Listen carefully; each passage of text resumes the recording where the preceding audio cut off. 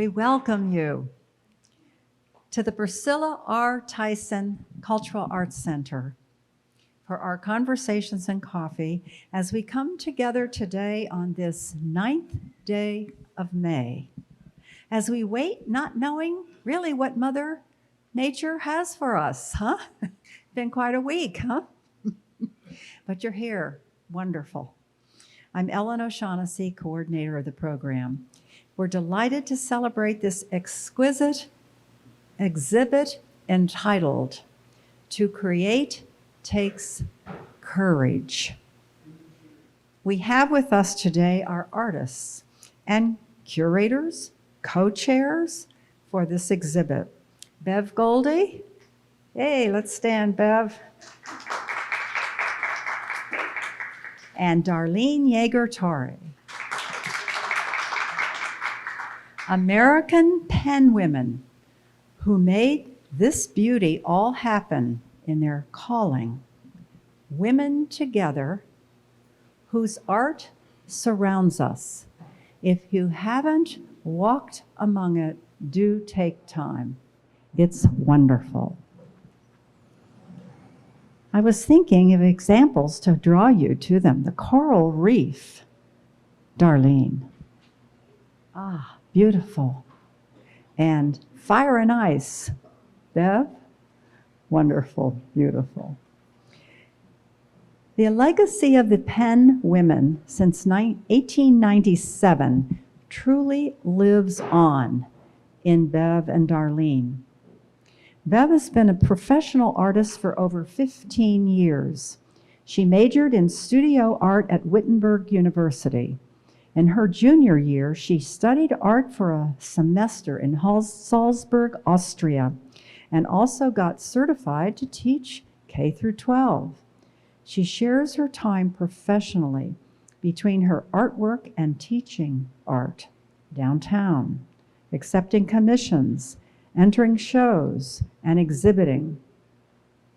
Bev has accepted numerous commissions as an oil painter to do large and small scale pieces for individual businesses and for the cities of Dublin and Columbus.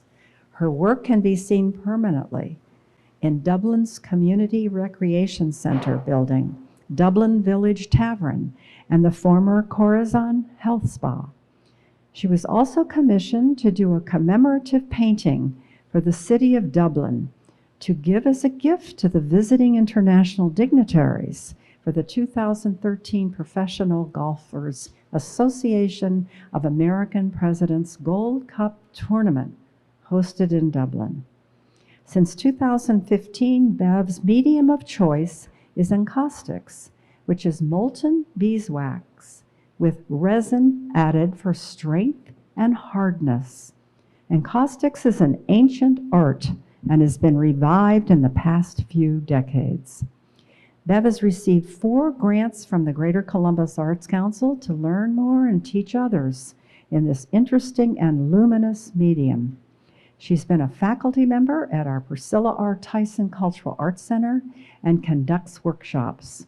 Bev has won many awards and been juried into several national shows. One of her works is in the permanent collection of the Museum of Encaustic Art in Santa Fe, New Mexico, and in a permanent collection of the New Hilton Hotel here in Columbus.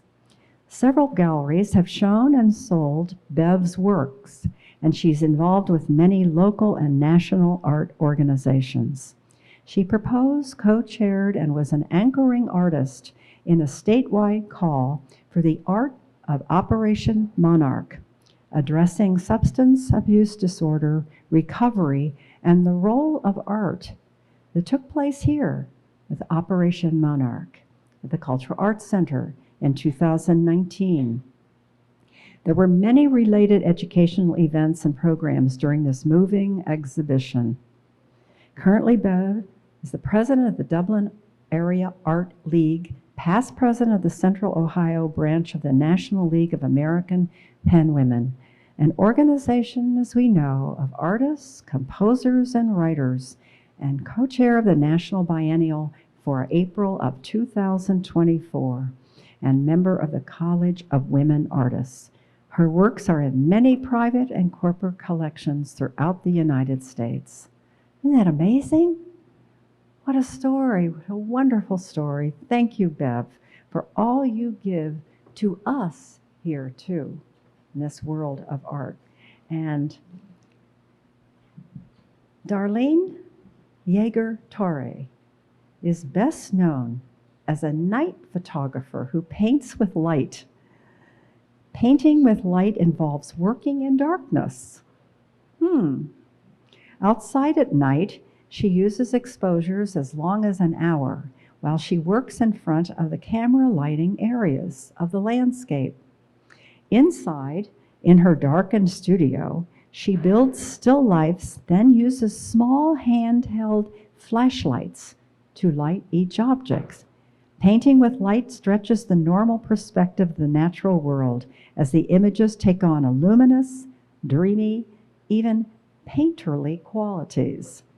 For her still lifes, Darlene shares, you may ask, what am I actually seeing? What exactly is this?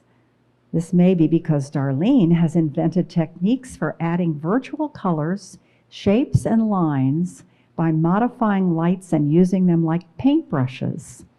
Various motions, gestures, and manipulation of the lights create swaths of the color and lines where nothing but darkness exists.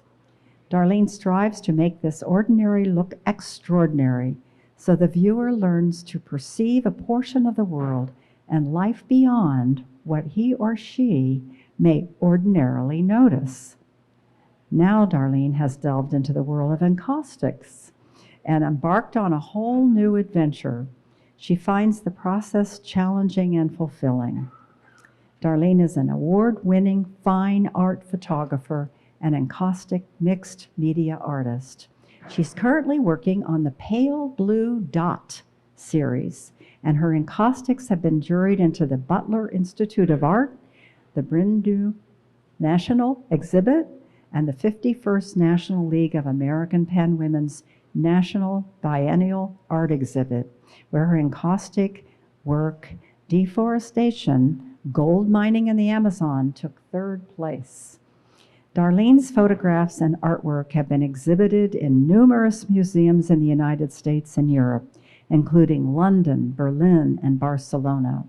As a member of the National League of Pen Women, Darlene has served as the national art editor of the Pen Woman magazine.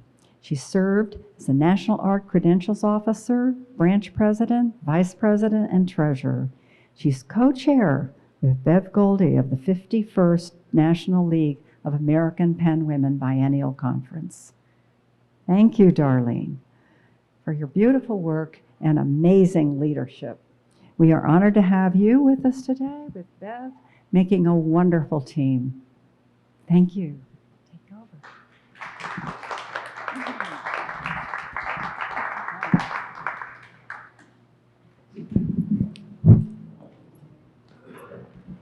Thank you, Ellen. And also thank you to the Cultural Arts Center. Without them, we would not have had such a lovely place to have this special exhibition that you're seeing today.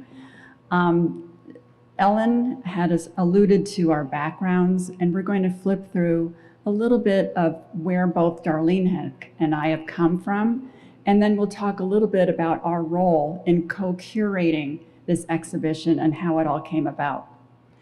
So we've checked this out, and first of all, to take courage, to create takes courage was taken from Georgia O'Keeffe, a former member of NLAPW. There are many, many notable people that we have listed throughout the exhibition that talks about the shoulders of people that we have actually stood on in order to create ourselves, one of whom was Georgia O'Keeffe. So Darlene and I are talking today. Starting out, I had the opportunity in college to experience a lot of different media. And I started out as an intaglio printmaking major, and that's how I got with Salzburg, Austria. I got to do some things on a printing press over there, which was an experience in itself. But later, because of my experience in Salzburg and in Germany, my son was also interested in Germany, and we had an exchange student from Germany. So we had the opportunity to travel throughout, and I was able to take a lot of original photos. So after having a family from college, and once they got in school, I got back into the art. And my first foray into that was I was afraid to pick up a paintbrush just because it had been so long. So with my photographs, I turned them into black and whites and sepia, and then used a transparent oil paint that was meant just for photographs. And did quite a few of these, and actually did some larger ones for some corporations. This is the Corazon Health Spa that was in Dublin, Ohio. Is that your work right there? Yes, behind the desk there. So, those could be enlarged and custom done for people. So I was feeling pretty good about getting back into the art world. And I actually did a book on it. I self-published. I actually started my own my publishing company in order to do that. And I didn't make a dime. I actually lost $9,000 doing it, but learned a whole lot through the experience. And I have like 5 left from getting rid of all of them. But I don't know that I would recommend that to everybody. But if you want to know what not to do, give me a call. I'll tell you all about it. So other mediums that I have been experienced in and have taken lessons from individuals include watercolor, where I've done some home portraits for people.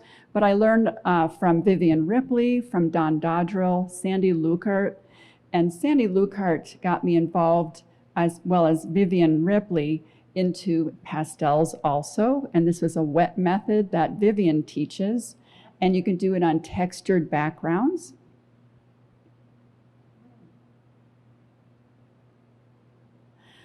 Oops. Sorry. And so I have also taken part in the Cultural Arts Center for well over 10 years, doing painting classes upstairs. And I've had several shows in the Loft Gallery. This particular one was of photographs when we traveled to China. And I had done a lot of different things in different media of things that I discovered in China. So the show itself was a multimedia one, and it was very fulfilling for me because there were watercolors, there were oil paintings, as well as a lot of photos on canvas.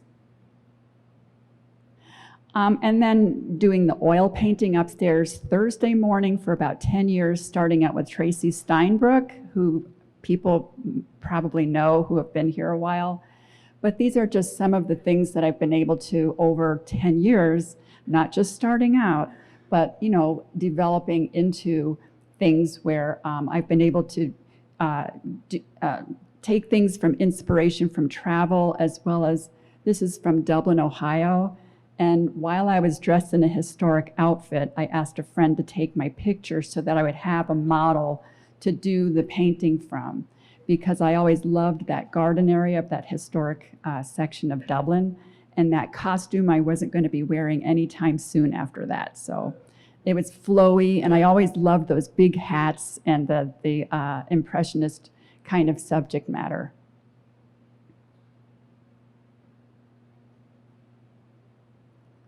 And I've done home portraits also, and I still have clients that I do this with. This was the last one that I've done, and I've done 7 other paintings for that family, and I have other clients that have continued to ask me to do pet portraits and things too. So getting involved in art leagues is probably one of the most important things that I ever did. Besides taking classes here at the Cultural Arts Center. Networking, being involved with exhibitions, getting involved with leadership roles, having the courage to actually start trying to do festivals, art strolls, plein air paint outs, being on the ground floor of a lot of those things, it was helpful not only for me personally, but helping other artists. And I have always felt that doing things as a group, you always collaboratively were better off than just individually. One of the things that I was able to do because of my involvement at the Dublin Art League was getting involved with the Historic Dublin Business Association. They asked if I could do a t-shirt or knew of anybody that could do a t-shirt with just line drawings. And I said, well, maybe I could, but when do you need it? And they said next week. So I said, maybe. So anyway, I did a lot of line drawings for the t-shirt, but then later colorized them with watercolors, turned it into a poster, which I was able to sell commercially in the Dublin area. Also, because of that collaboration, one of the people that was on that committee needed a piece of original artwork in their restaurant, the Dublin Village Tavern. And he knew of what I did for them for it was a, I forget why I did the t-shirt in the first place. It was a marathon of some sort. But anyway, they were renovating and they had this space that he wanted a painting, and he gave me carte blanche for whatever I wanted to do there. And I said, well, tell me more about the building. And it used to be an old post office. It used to be a general store. And then I thought for historical purposes, we would do the original of what it looked like on the top before the renovation. So that is in the restaurant. The bottom part is blank like that for when tables are up against it so that you don't throw ketchup on it or, when you're eating next to it. So a lot of my friends text me when they're in the restaurant and go, look what I'm sitting next to. And it's really fun to get those texts. What was mentioned before too was for the 200th anniversary, the bicentennial for Dublin, they were looking for different gifts to the city. And over 2 years, I helped to put together different things that could go into one painting that would talk about people, places, and things about Dublin, starting with their history in the bottom right corner. This is called a parade through time. So you would follow the parade, and then it came all the way up to the most recent park that they did for veterans at the top. But it includes, I forget how many hundreds of little people, lots of horses, and all sorts of events like the Kiwanis Frog there. You see it's a balloon and it's in the parade. That's very important to Dublin. And that was turned into cards that were given out at the Memorial Golf Tournament that next year by the Chamber of Commerce. So they asked me to do 3,000 cards of that and fold all of them and put them in little cases. So I was pretty busy from that, but that was really an honor. And a lot of people know about the history, which is on the left. Another honor was unveiling another painting by a different mayor. And this one was for the President's Cup for that Ellen had mentioned too. And they wanted one painting that depicted why Dublin was named Dublin. And how do you do that?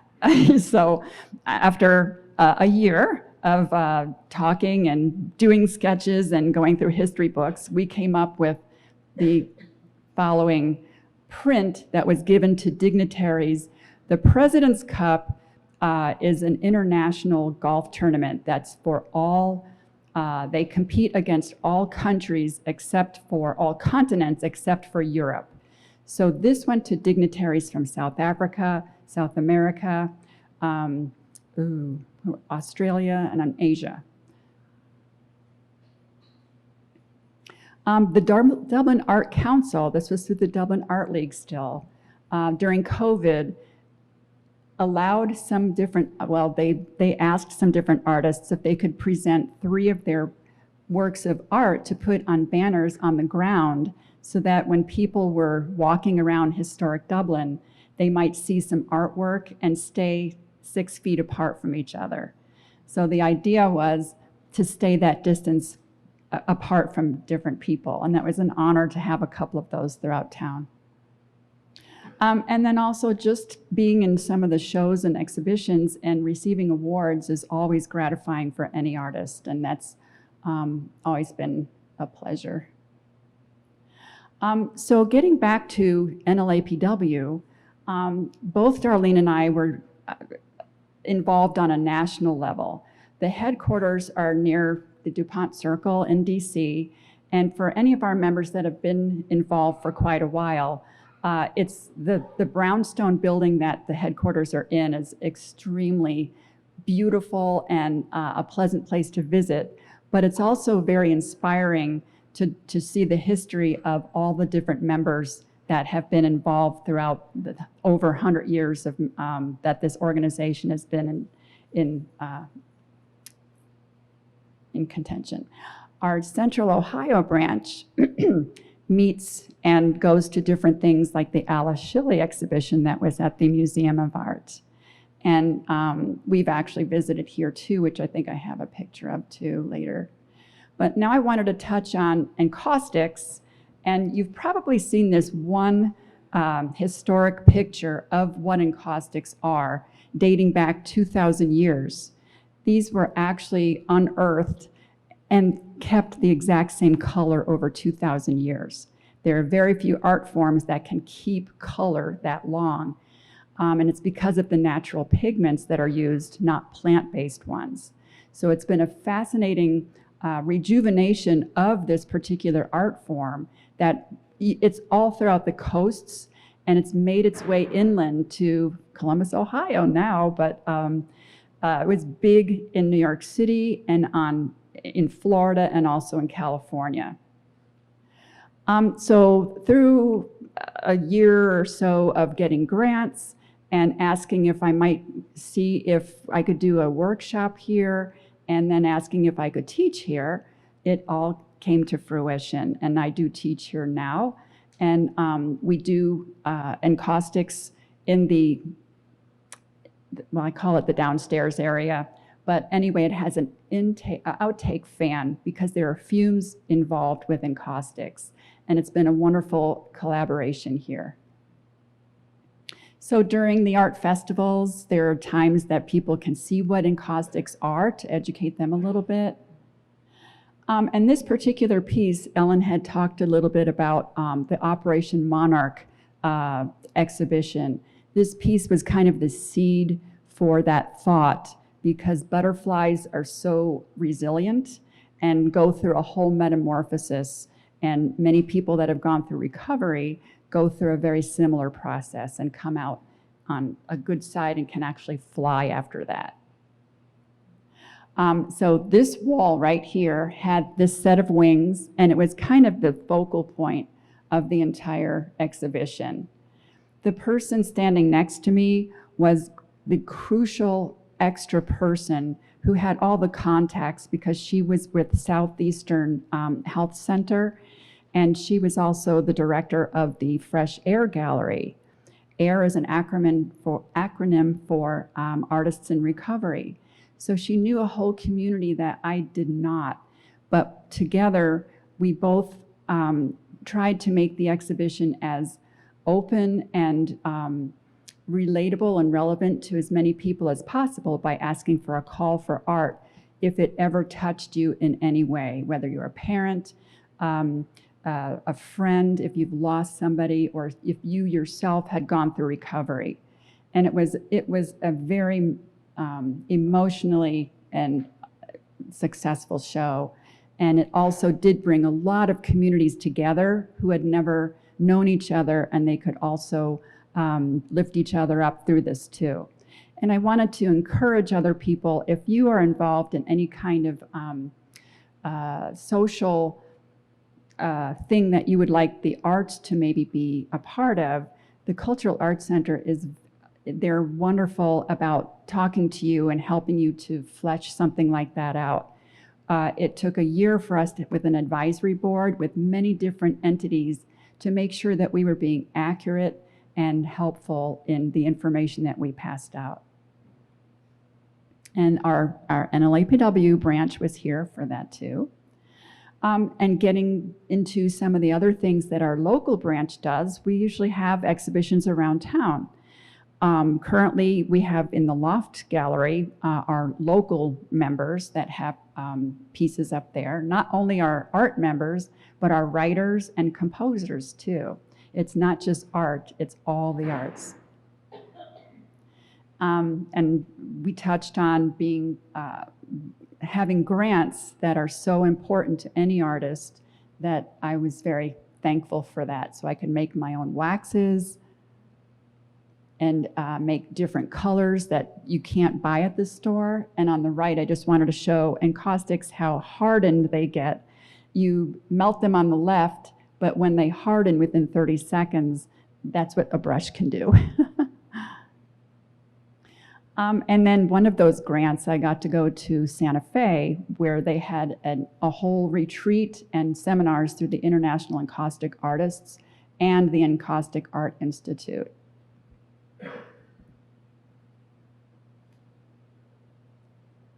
There we go. Oops.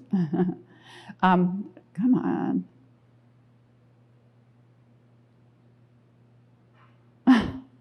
It doesn't like that slide.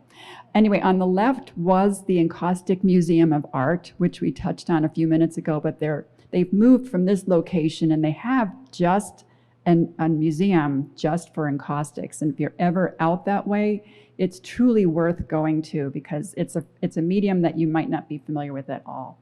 And then also the Georgia O'Keeffe Museum is out there too. Yes.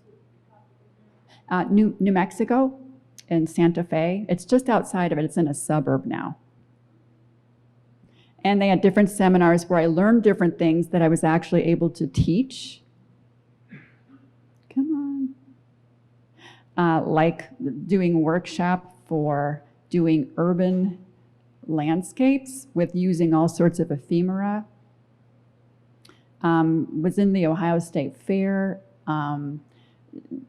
I started to do a lot more abstract things and was carving quite a bit more. Had it in a show where it was sold and talked to NLAPW about that particular piece. But I really didn't want to be so obvious with the water lilies with Monet. So I did something much more abstract, but when you step back from it, it looked like water lilies. We also do ekphrastic exhibitions where you combine forces with another genre. So this was based on an author who had a book about Syria. So I liked the cracked plaster background, the mural of artwork that was a mosaic from Syria, and then the lettering from their particular country. And that was a really interesting project to do. I don't know if it's going to work. This was a short video of actually setting something on fire to show some of the different techniques. I will skip. Oh, it's going to do it. You won't be able to hear it, but you'll see the fire in just a second. Show you one on fire. So there's shellac on there. Shellac burn on top. You're gonna do it with the blowtorch? Yes, don't do this at home. You need an intake fan and you need a cement board underneath it.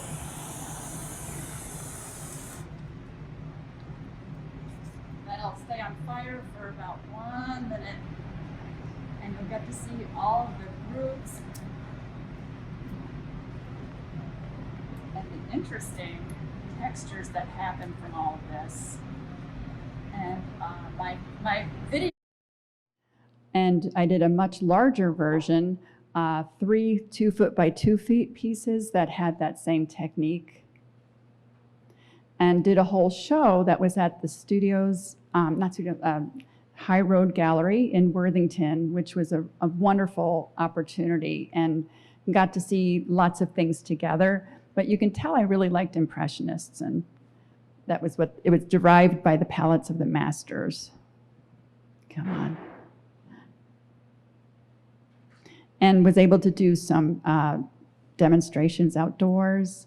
Also involved at the Independent Living, was the local artist for that. Oh my goodness. Had some pieces there, and it's just about time for Darlene, so I'm going to just flip through these quickly. But with encaustics, you can do all sorts of things with photographs and shellac burns. Darlene's in that one too. She took one of the workshops there. This is my studio that's in Dublin. I'm up the silo and the first level on the right there. So I have to actually go up a spiral staircase in the silo to get up to my studio, which is cool. Yeah, but these are more triptychs. And this particular piece was enlarged recently in the lobby of an office building. So we had it printed, 2 6-foot by 9-foot pieces in the lobby. And the piece in the back was based on Fire and Ice from Iceland, a recent trip of ours. And the Loire River was the inspiration for these 2 pieces. One was sunrise and the other was sunset on the Loire. And this was a piece that was in the Short North recently. Commission piece that they embellished with these sculptural pieces. And the piece that's on the right there is my most recent piece. So I want to make sure that Darlene gets her time in here. So I'm going to turn the mic over to her. Thank you very much. Wonderful, thank you.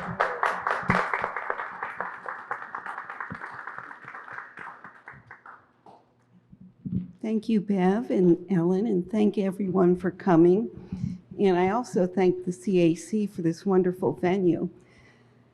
My presentation will be a lot different from Bev's, and I hope you learn a lot from this. So yes, to create in any of the arts takes courage. That's the full quote from Georgia O'Keeffe. So why does photography take courage? You know, what the heck? Put your cell phone up there and snap. And especially, why would you want to go out in the night and do low light photography? Thank you. So here we go. These are some of my reasons. First of all, whether you're inside or outside, when you do the work, it looks like it glows, always.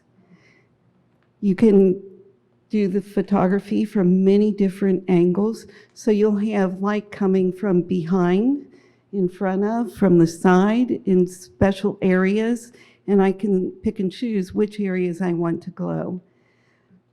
These are some examples at night, outside. You can use photography to imply action or excitement because for long exposures, streaks of light are created. And this is what you see here at the right at the fair. You can show movement and drama. This is, of course, in Italy.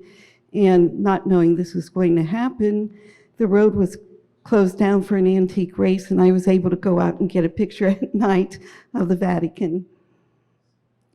It can create a sense of mystery. Is something coming in, or did something go out? You can create a sense of calm. To get the points of light, the exposure has to be less than 30 seconds. And that's unusual for me because you have to cover a lot of territory outside. You can tell a story.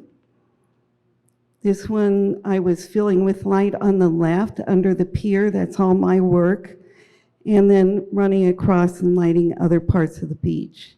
And you see that people moved, so they got blurred, others didn't, and this is the beach that was wiped out by the hurricane 2 years ago. It's no longer there, the pier rather. These are stories that I create as portraits. The portrait on the left is a portrait of my dad, now deceased for a long time, but those are things that that's his shirt. These are things he would have used, the telephone. It's called, can't even remember the title right now, If We Could Talk One More Time. The wedding gown on the right is not mine, it's not my cousin's, it's not my mother's, but there's a portrait of my grandparents on the background, my hat from my grandma, my paternal grandfather, so those became portraits without the person. At first, I just did straight photos. So this is in the studio. I would set up a still life and use little lights, and I would light it from different angles. Tulips on the right, I would just put a little tiny light inside the tulips to make them glow, and that was it. That was my, and it's not bad, you know, it's a nice still life. But then I start experimenting and thinking, if we're going to paint with light, we should actually try to add something like you do in paint. So I'm working in front of the camera, and now I'm using light to start creating lines.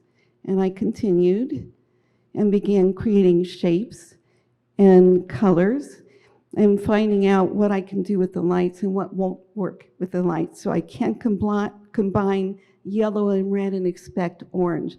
That won't happen. It's the light that's the brightest that overpowers the other light, and that's the color you get.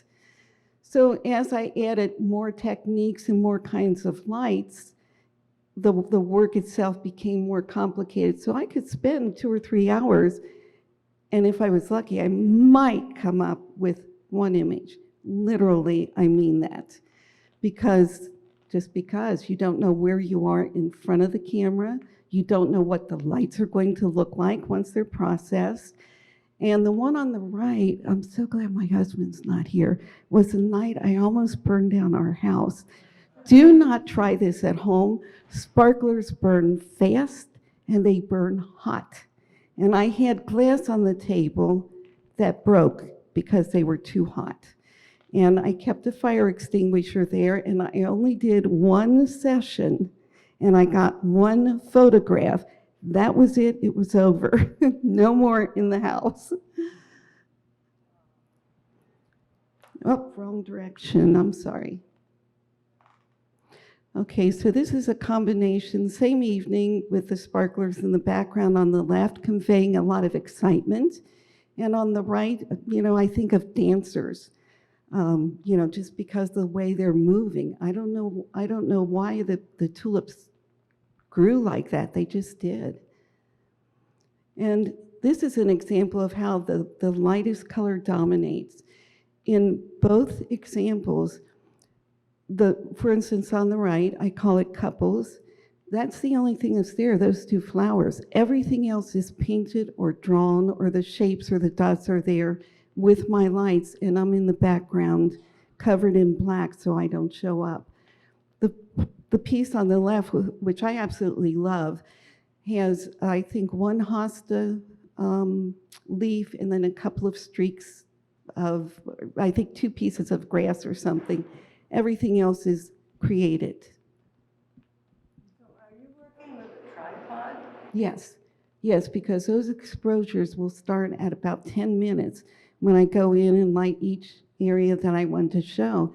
Then I have to stand in front of the camera with my modified lights and colors and try to make the shapes and lines and textures align with the image in front of me. So it becomes difficult and very long exposures.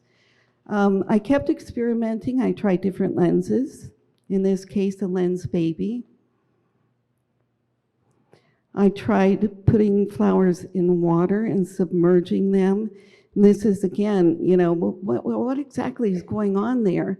So just experimenting, enjoying working with photography.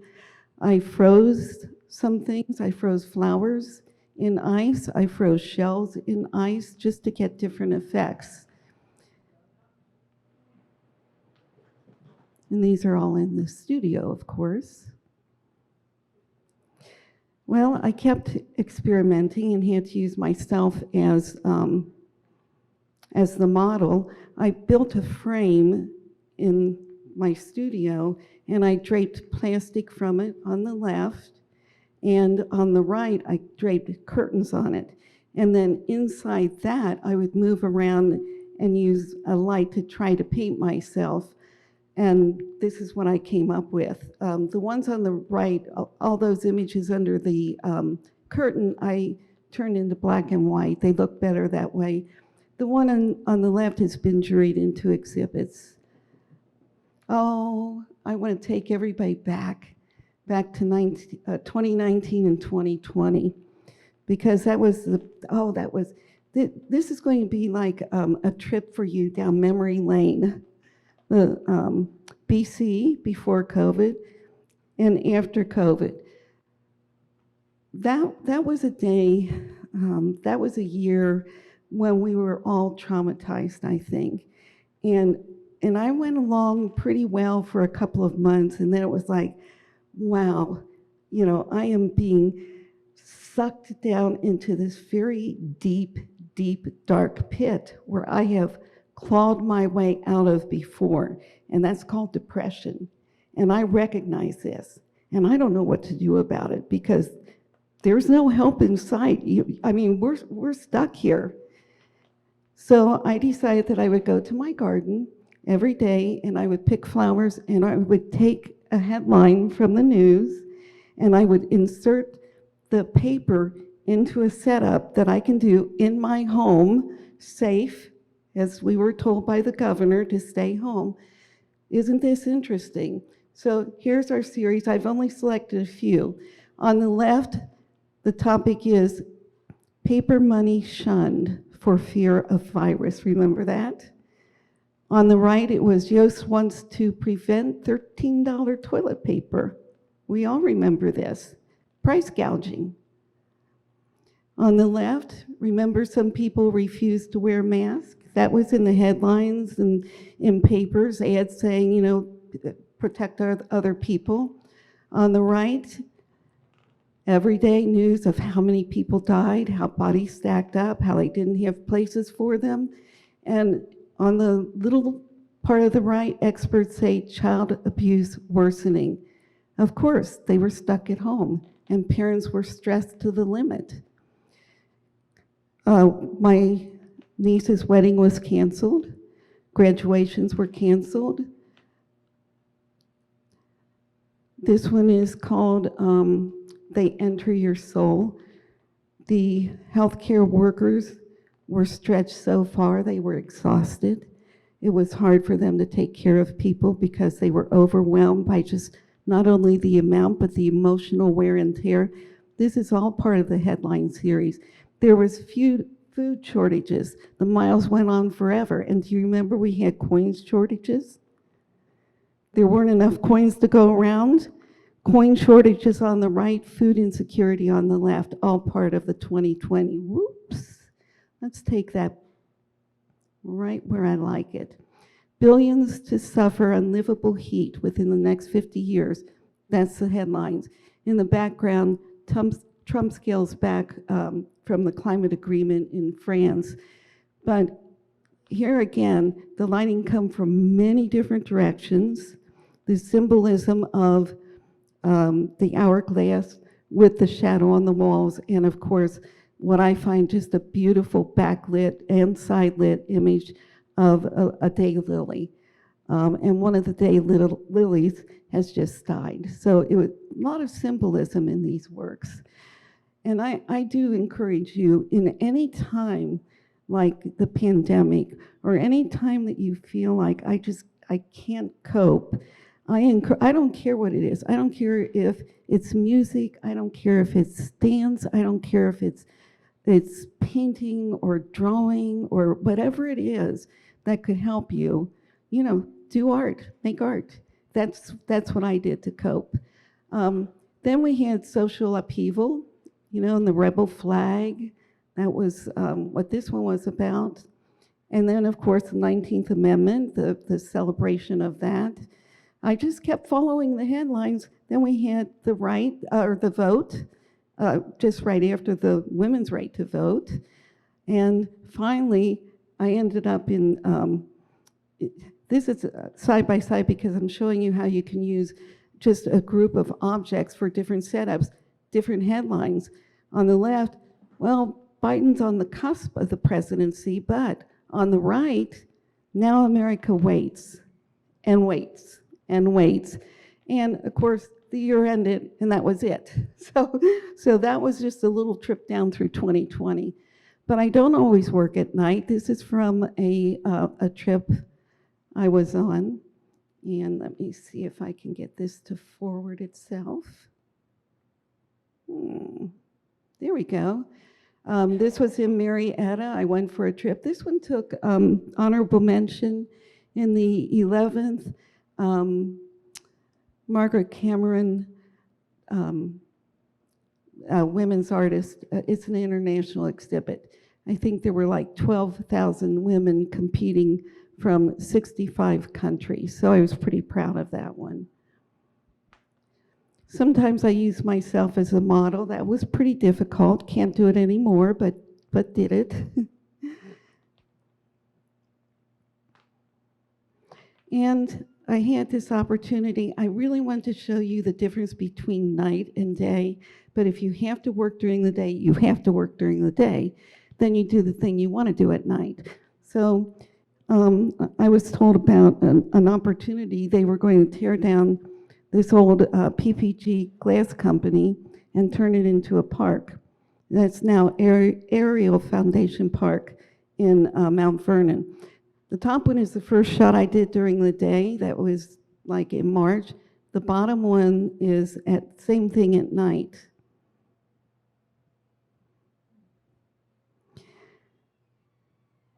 Okay, here again, night versus day. I got on top of a building to look down to get the image on the top, and that was a panorama. And the bottom one, I invented a way of making rolling lights so I can go around the labyrinth, and it would show while my camera was up on the roof, and the exposure was the shutter was open for that, and that was the night before grand opening.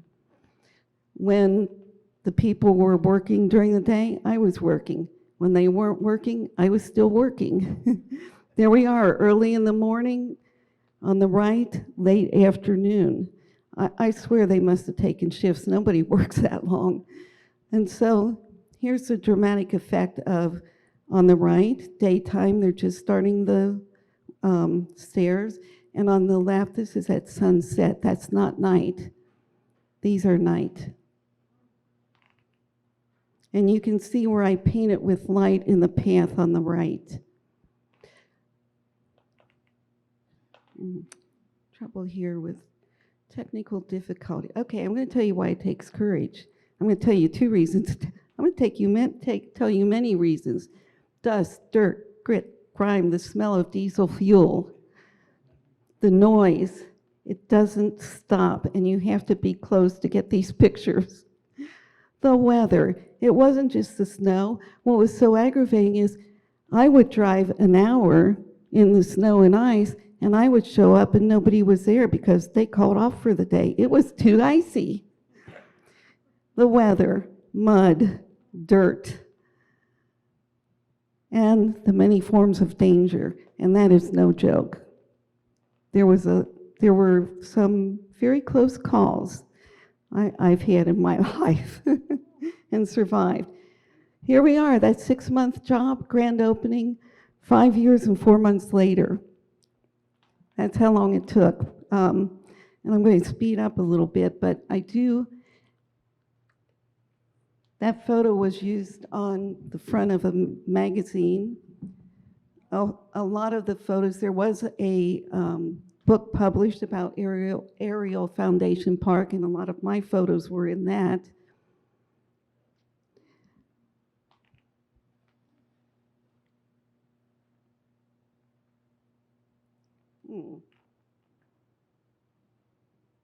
Okay, it's moving, but nothing's happening. A new adventure begins. Yep. I took class from Bev Goldie, and initially she was going, you would really like this. You can do it with photographs. The first ones I did were strictly photographs with encaustic. Then I began adding, I would take the almost photographs. There was a big branch that ruined the photograph, but as a photographer, you can't go chop it down. So I covered it with pan pastels. On the left, I added some India ink, and in the foreground, this part was burned out, it was white. I put that in also with pan pastels. So my adventure is pretty recent. That last one was juried into the Butler Art Institute. This one and the next one were both juried into an exhibit in Kansas. These are straight, they're photographs underneath. Started to add real leaves because Bev said you could. And then I began working on the series I'm working on right now called the Blue Dot, the Pale Blue Dot. And this, thanks to GCAC, helped me get a grant, helped me get started on this. And these are painted photographs. These are not photographs, encaustic. So these are colors of encaustic. And I'm using the sides as part of the work. And I'm putting along the side of it some of the statistics that I'm basing my work on. Who would think that the National Park Service would allow gas and oil mining and logging? Now this is getting a little more intricate, as you can tell, because I'm layering encaustics and using gold leaf. This is about the rainforest and the deforestation because of gold mining in the Amazon. This is gold mining, this is at a crossroads, deforestation at a crossroads in the Amazon. And here's the follow-up piece. And this is the one that is over here, been juried into this exhibit. I'll show you some of the details. And if you get a chance to look at these, look for that pale blue dot. It's in every one. I'm not making it easy. And this is the side of the panels too. And yes, on the one that you saw looked like it was burned, good golly, don't ever tell my husband, but I did. I burned the panels with a torch downstairs. I had the fire extinguisher there. It's not as bad as the sparklers.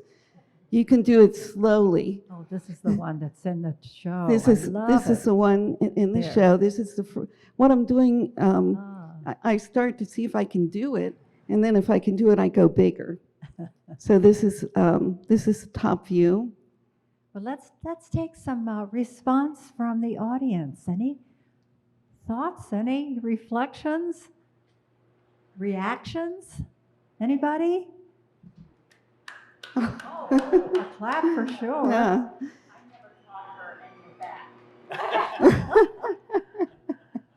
It's all about experimenting, and it's all based on the pale blue dot. It's just staggering to watch those pictures and see how you accomplish that. Just can't even imagine how you do it. It's incredible. Thank you. Yes. So this is my latest series, and I'm still working on it. This is literally the photo of the pale blue dot. And when it came back to Earth, it took them over a month to download everything. They printed it and made it into a mosaic. They put it on a wall at NASA. They tried to do it to scale. It was 40 feet wide. And people could come through and see the whole thing. And they had to replace the pixel, the one little itty bitty dot that showed the Earth. Why do you think they had to replace that? So many people touched it that it wore out. Yeah. So that concludes my portion, and Bev and I also wanted to talk a little bit more about our exhibit, and we want to talk about the difference. Do you mind if I start? Okay, I want to talk to you first about the difference between judged and juried exhibit, because this exhibit has been juried and it also has been judged. And even some artists get these things confused. So one of the things that happens in the way this one unfolded is we got a juror, I'm sorry. Our juror is Nanette Macy June from the Columbus or she just retired, of course. She went through all of the work that was submitted, and this was digitally. She looked at digital image, and all of them, and she took several weeks and looked at them more than once, of course. She went through and she selected the best of the best, the creme de la creme, if you would. And those became this exhibit. Okay, so everybody's notified, yes, yours is in, no, yours isn't. After the show was hung, we had Kat Sheridan from the Rife Gallery, the director of the Rife Gallery downtown. She came in and looked at everything and she judged it. Then the judge is the person who looks at the whole exhibit and selects first, second, third, honorable mention. So there are two separate people. In this case, there was a special award offered by the Jenny Reynolds Fund. Jenny Reynolds was a member for years. She was a member of our branch and created beautiful, beautiful art of, there was nothing she didn't do. And she died in 2022 at age 96, I think it was. And the Reynolds family, in honor of Jenny, offered a Jenny Reynolds Award, and that was given to, and that's only a one-year thing, so it was given to one of our members, Karen Dahl. So why don't we take a round of applause to these amazing, amazing, creative American pen women. Oh, yes. And I shared that I knew Georgia O'Keeffe. I was teaching in the school right next to where she lived, and she used to take her dog for a walk and go down to the post office. But little did I know, I was walking beside this amazing woman as I am standing next to these amazing women. You are wonderful. Thank you. Thank you. I just wanted to say one more thing. People didn't know what pen women were. And one person actually thought that they were from the penitentiary. No, that's not us. It came about because women were not allowed to be in some of the different organizations that men were, the writers especially. So it started out with writers who, of course, used a pen. Well, artists and composers also used pen, and they were not allowed, and then the glass ceiling had not been met for the women. And still to this day, only 13% of women are represented in the galleries throughout the United States. So we're still an organization that thrives as a community to put shows like this together. So we thank the Cultural Arts Center for allowing us not only to have this exhibition, but we had some special programs.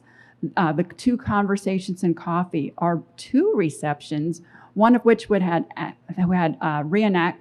actors, one who was Alice Shilley, one of our former Ohio branch members, and Irma Bomback, who were also Ohio branch members, not our branch.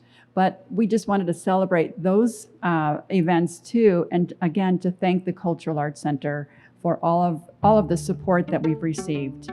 So thank you.